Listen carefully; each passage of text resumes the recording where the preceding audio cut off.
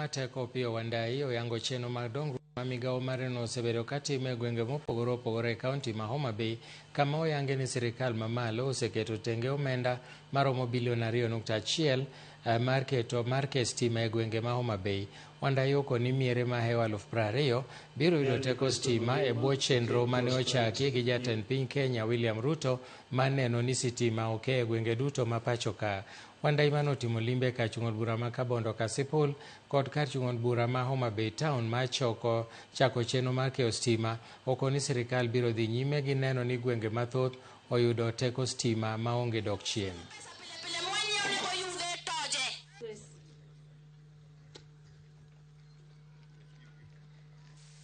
Kumbukeni ya kwamba for the first time in history serikali kuu kwa mwelekezo wa Mheshimiwa Rais Ruto na kupitia bunge la kitaifa imeweka pesa taslimu katika hii kaunti ya Homa Bay shilingi 2.1 bilioni kwa ajili ya kuunganisha stima.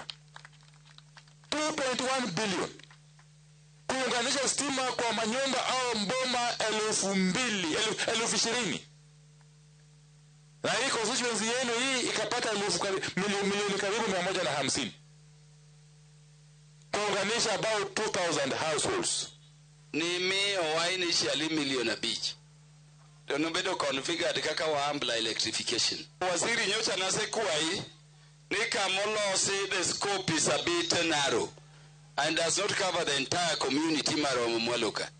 And I want to thank you before our people for agreeing ni wadhi bedo another project miluongo ni waambla extension. CS Wandai alipochaguliwa kama mmoja wapo ambaye ako na maarufu sana, ameendeza idara